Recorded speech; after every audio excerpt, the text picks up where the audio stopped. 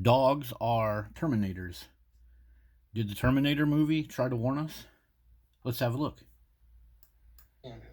We spotted them easy, but these are new. They look human. Sweat, bad breath, everything. Very. So that's kind of like dogs. They look human.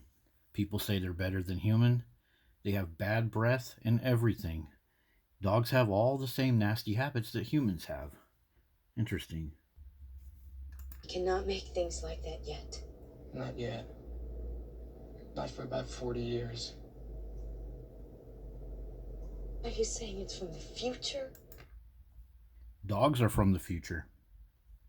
Yes. Think about this. Dogs have been purposely bred, purebred, pedigree, backyard breeders. They sell dogs like crazy, which forces the dogs to evolve faster than they normally would. Dogs in our current society are being forced to evolve as predator parasites. Dogs that live in houses, all their little cutesy facial expressions and all their little things that people think are so endearing, dogs are learning at a geometric rate to be predator parasites on our resources. So they are, in fact, in theory, from the future, or even a different timeline. Think about pit bulls. Pit bulls were purposely trained faster than they would have been able to train themselves to attack and kill other creatures. Yet here we are taking those killer animals, putting them in our house, and allowing them to evolve into predator parasites faster than they ever could have in nature. So, in a way, dogs are from a future. Then you're from the future too, is that right? Right. Right.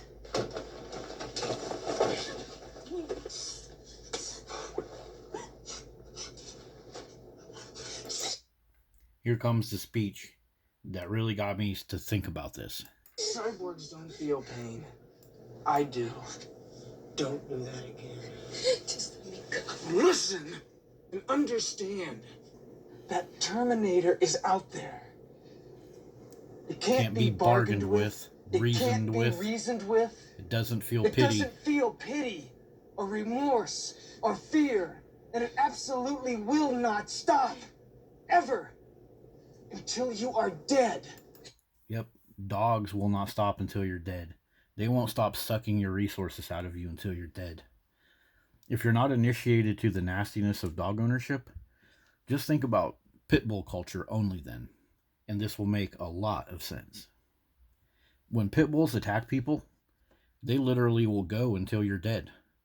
Even if a pit bull has several bullets in it from a police officer or several baseball hits to the head, nope, that pit bull will typically go until the other dog, or the human, is dead, and it has no remorse, no pity, no empathy. Even if you're walking around a neighborhood and you're just out buying a gallon of milk for your friend to bring back to your friend's apartment, you're just having a hell of a great day. When a dog sees you, it will bark at you, it will chase you, it will try to bite you, it will follow you and piss on your yard. They have no empathy. Dogs have zero empathy. And sure, dogs don't kill you as good as Terminators do, but it's pretty close. Something else about dogs, they need constant access to our resources. Like toddlers get killed by pit bulls, but how were they able to do that? They were put into homes with toddlers. So just like in this scene right here, I need your clothes, your boots, and your motorcycle. so he needs access to all these resources so he can go do his terminating. He has to go into a bar. He has to use human clothes. So something else that's going on in this scene right here, we got these tough looking dudes, right? They're like, nah, man, we ain't gonna put up with that. But once they get into it with this Terminator guy, this guy here that's smoking a cigar, he gets tossed through the window, and then he ends up giving his clothes to the Terminator, even though he's all injured and stuff.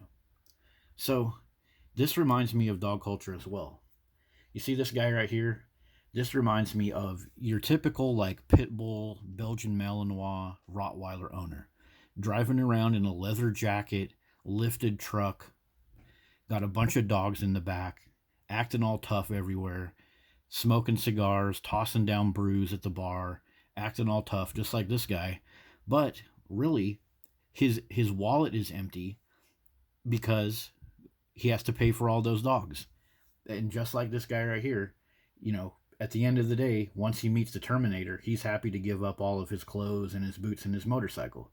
Well, that's what people do out in our society. They give up their clothes, their boots, their motorcycle, their life, their relationships, just like this guy had to do. So now let's look at this scene from 1984 Terminator. So they got Kyle Reese in the police station, and Kyle Reese is trying to warn them about the Terminator and how Sarah Connor's in danger. And look at this guy. The way that he's treating Kyle Reese, he's like, no, man, whatever. You're full of it. You're lying. That can't be as bad as you're saying. He's pretty much blowing him off and not paying any attention to anything that Kyle Reese is saying. This is the same thing with dog culture. Hundreds of calls to the police for a dangerous pit bull or a dangerous cane corso. The police won't do anything. Animal control won't do anything. Yet grandma gets killed, or granddad gets killed, or other people get killed by these dogs. Meanwhile, this right here is like law enforcement right here. This guy, that's law enforcement or the government. And this guy is the person that's making a legitimate complaint about dogs. Let's go over to our example. You guys might remember the 81-year-old Air Force veteran in Texas. If you look up this story, calls and calls after calls were made about dangerous pit bulls running around. But they were told, well, the dog doesn't have a dangerous dog classification. No one's been hurt. Of course, just because people refused to call because they got tired of the city ignoring them. But it's the same thing with the Terminator. They sat Kyle Reese down and they're like, nah, man, you're full of it. There's no Terminator. Same thing happened in this story and thousands of other stories across our nation. People call up about a dangerous dog and they get the treatment like, oh, what's your problem with dogs? Well, just go talk to the neighbor. Well, we'll solve it. We'll send some people out. And of course, the police never solve it. The police actually get creamed by these dogs and end up having to shoot them and watch them die in the street. As you can see, these police officers and fire people are swinging their axes to try to figure out how to keep this dog off of them. And that brings us back to our original little look at a scene. Notice what Kyle Reese says. He doesn't know if the weapons he has are going to be able to stop the Terminator. This is the same thing with dogs. Like, people think that you can throw water on an attacking pit bull. Never works.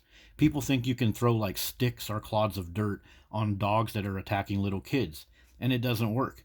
We are not allowed to have the weapons we need to protect ourselves from dogs, and you see it out there all over society. The same thing with Kyle Reese when he tries to protect Sarah Connor. All of his stuff that he has barely even stops the Terminator. And then when he goes to the police laugh at him, just like with dog culture.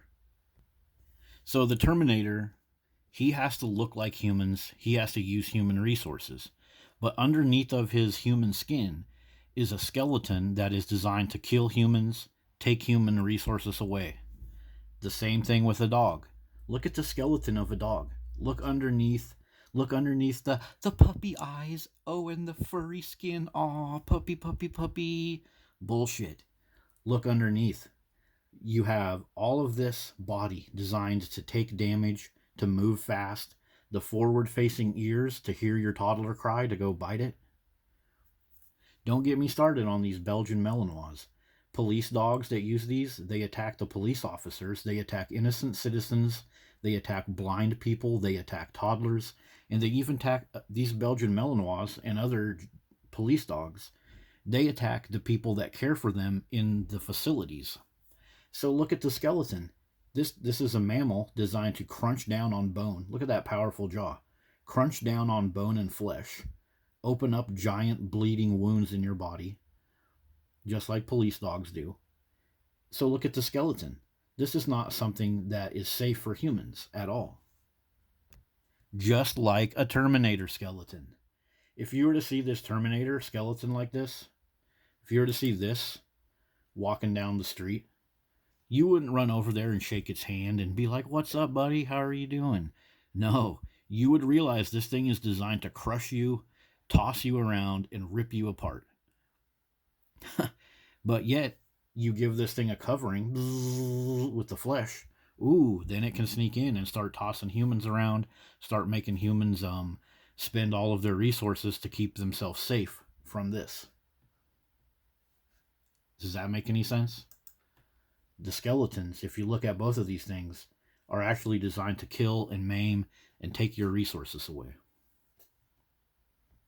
And just like with the Terminator, here's the scene where the Terminator has to fix his eyeball because he can sustain damage.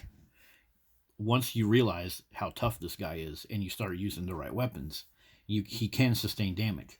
But he still has to use human resources to fix himself. His eye gets busted up, so he has like an apartment. He has all these resources. He has a sink, sunglasses. If you look at this scene, he has bandages. So dogs are doing the same thing.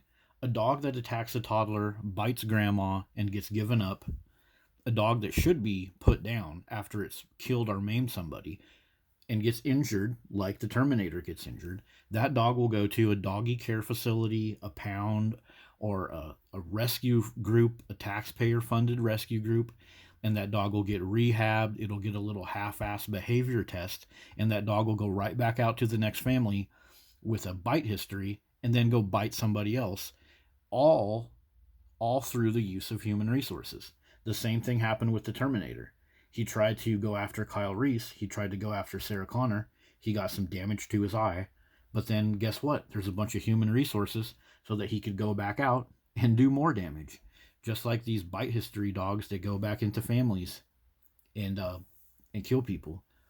And even if the Terminator is completely damaged, let's say they completely destroyed that T-800, it doesn't matter. They'll send out 2 or 3 more of those T-800 Terminators. Just like with dog culture. If the police kill a pit bull that has killed grandma, like that happens in our society, that's an actual thing. Well, doesn't matter. The shelter has 10 more free pit bulls lined up to put back out into society. And if you start looking up the history of pit bulls killing people, killing senior citizens, you could set your clock by it. So, like with the Terminator, we are able to put more and more dogs in society, even as dogs are killed, even as dogs get killed by the police, dogs that have attacked people. It doesn't matter. There's 100 more pit bulls lined up, just like with the Terminator. They got more and more Terminators lined up to send out after John Connor, Kyle Reese, Sarah Connor, etc. So that has been our look at how dogs are like Terminators. What do you all think? Do you like this type of deep dive analysis? I hope you do. If you do, click like, subscribe, and I hope to see a comment from you. See you later.